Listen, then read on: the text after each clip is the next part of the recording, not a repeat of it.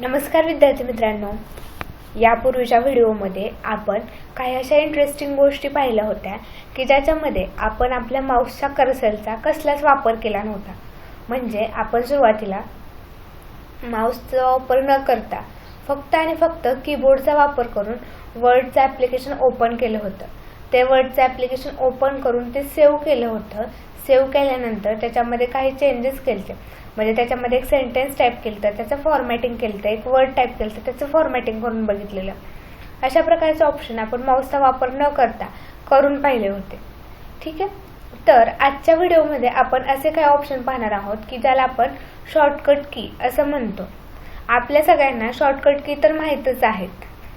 म्हणजेच दोन कंबाईनमध्ये प्रेस केल्या जाणाऱ्या कीना आपण शॉर्टकट की असं म्हटलो किंवा कॉम्बिनेशन कीज की ज्या आपल्याला एखाद्या पॉईंटपर्यंत किंवा एखाद्या भागापर्यंत जाण्यासाठी जे शॉर्टकट पुरवत असतात त्या कीजना आपण शॉर्टकट की म्हणतो. आता आपण या ठिकाणी कॉपी, पेस्ट, कट यासारख्या किंवा पूर्ण टेक्स्ट जर सिलेक्ट करायचं असेल तर कुठली की वापरतात अशा छोट्या मोठ्या शॉर्टकट की पाहिलेल्या आहेत. पण आज आपण या ठिकाणी तुम्हाला सगळे आता क्लिपबोर्ड ग्रुपमधले तर सगळ्या शॉर्टकट की आपल्याला माहीतच आहेत. Ctrl+X वापरून आपण तो टेक्स्ट कट करतो. Ctrl+V वापरून आपण तो टेक्स्ट पेस्ट करतो. Ctrl+C वापरून आपण तो टेक्स्ट कॉपी करतो. ठीक आहे. आता फॉर्मॅट पेंटरची स्पेसिफिक अशी शॉर्टकट की नाही आहे. म्हणजे फॉर्मॅट पेंटरसाठी शॉर्टकट की आपण बहुतेक वेळा वापरतच नाही. त्यामुळे या ठिकाणी पण तुम्हाला दिसत नाहीये ती शॉर्टकट की. तर असे खूप सगळे भाग आहेत आपल्याकडे. म्हणजे फॉन्ट ग्रुपमध्ये पण खूप सगळे प्रोग्राम्स आहेत, पॅराग्राफ ग्रुपमध्ये पण खूप सगळे प्रोग्राम्स आहेत. तर ह्या प्रत्येक प्रोग्रामची शॉर्टकट की आपल्याकडे अवेलेबल नाहीये. पण जेवढे पण प्रोग्राम आहेत म्हणजे आता या ठिकाणी तुम्हाला अलाइनमेंटचे काही ऑप्शन दिसत आहेत तर त्याचे पण जे काही प्रोग्राम आहेत त्याचे जे शॉर्टकट कीज आहेत त्या शॉर्टकट कीज आपण आजच्या भागामध्ये पाहणार आहोत. आणि त्या शॉर्टकट की आपण या ठिकाणी अप्लाय पण करून बघणार आहोत.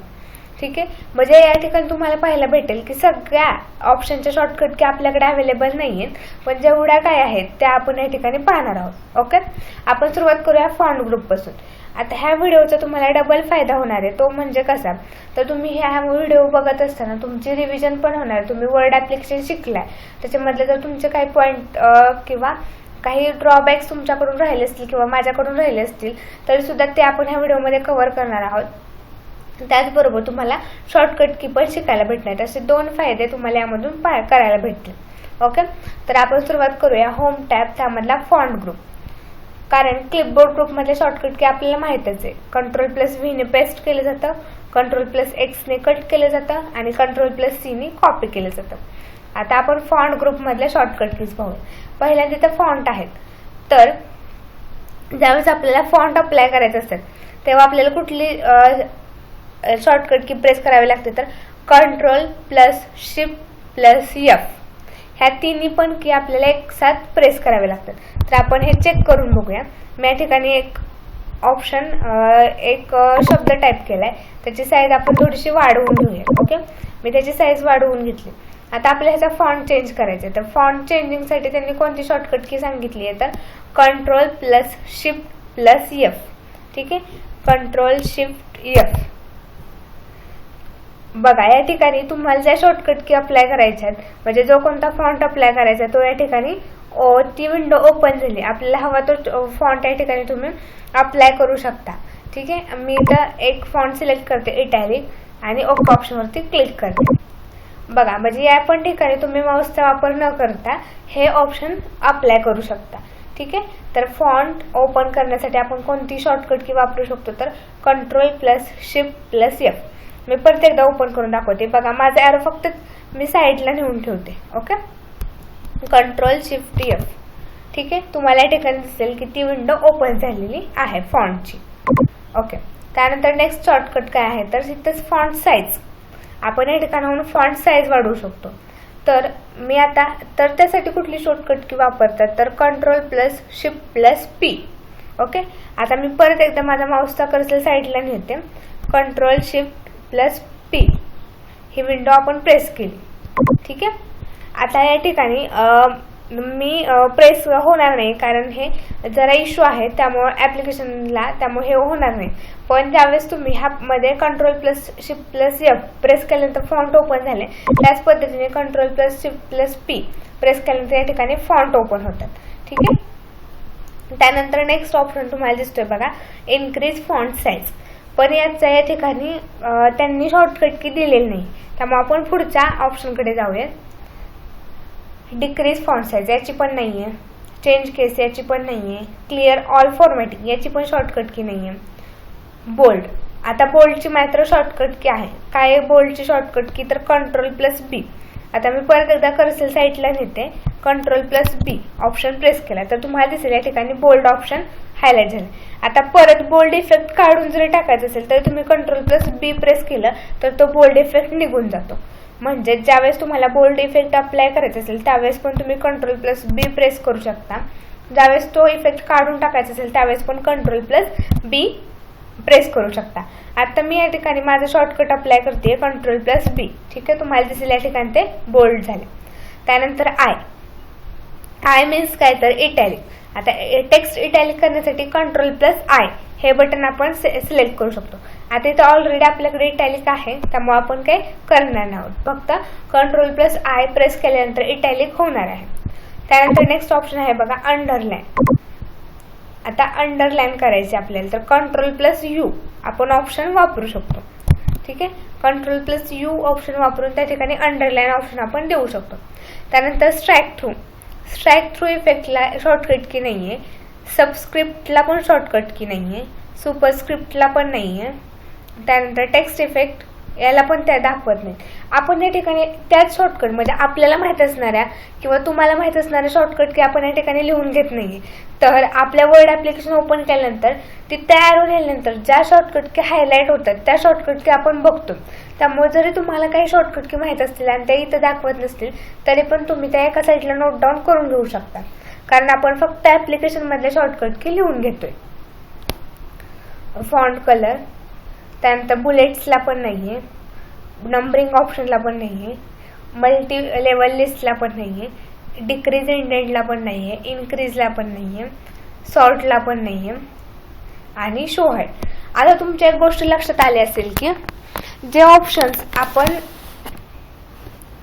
सातत्याने वापरतो, आता तुम्ही जर या ठिकाणी पाहायला गेला तर पहिला फॉन्ट ग्रुपमध्ये आपण ऑप्शन पाहिला की फॉन्ट, आपण फॉन्ट सतत वापरत असतो, फॉन्ट सतत चेंज करत असतो, पण त्याच्याऐवजी आपण केस चेंज करत नाही. तर केस का चेंज करत नाही, कारण आपल्याला माहीत असते की टाईप करताना आपल्याला कुठलं कॅपिटल करायचं आहे कुठलं स्मॉल करायचं आहे. त्यामुळे आपण एक लक्षात ठेवूनच करत असतो की आपल्याला बाबा हे कॅपिटल करायचं, आपण कॅपिटल टाईप करणार आहोत. तर त्यामुळे जास्त करून ज्या ऑप्शनचा वापर जास्त होतो तेच शॉर्टकट की या ॲप्लिकेशनमध्ये तुम्हाला दाखवले जाते. स्ट्राईक थ्रू ऑप्शन आपण सारखा वापरत नाही त्यामुळे त्याचं पण शॉर्टकट घ्यायला होत नाही. पण बोल्ड, इटॅलिक, अंडरलाईन हे असे ऑप्शन्स आहेत की ते आपण आपल्या ॲप्लिकेशनमध्ये काम करत असताना सतत वापरतो. त्यामुळे त्या ऑप्शनचे जे काही शॉर्टकट की आहेत ते इथंच हायलाईट होत आहेत, इथंच तुम्हाला डिटेक्ट होत आहेत. ओके, आता इथं पण सेम ऑप्शन, बुलेट्स आपण वापरत नाही, नंबरिंग लिस्ट कधीतरी वापरतो, सपोज महत्त्वाचं डॉक्युमेंट असेल तर.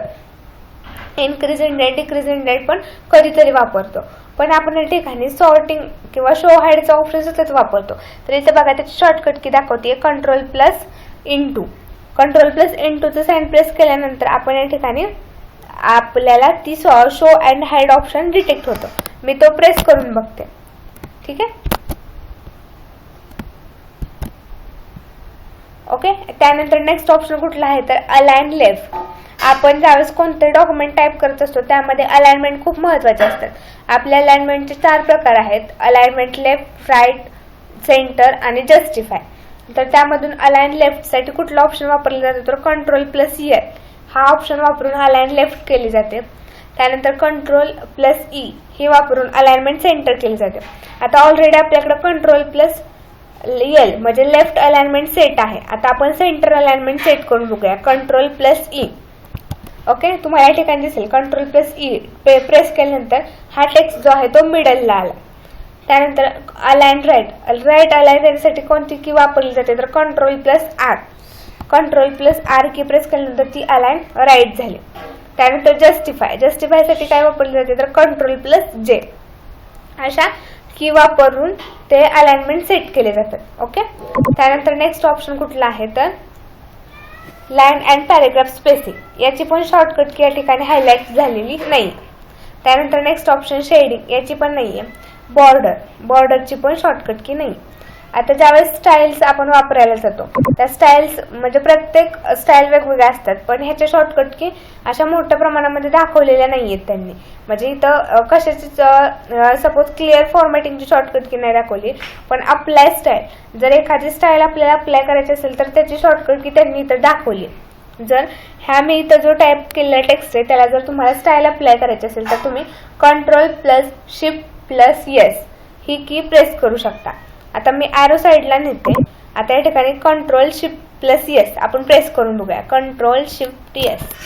ठीक आहे. इथं बघा ह्या कोपऱ्यामध्ये एक विंडो ओपन झाली आहे आणि त्या ठिकाणी स्टाईल ओपन करायला ती विंडो आली आहे.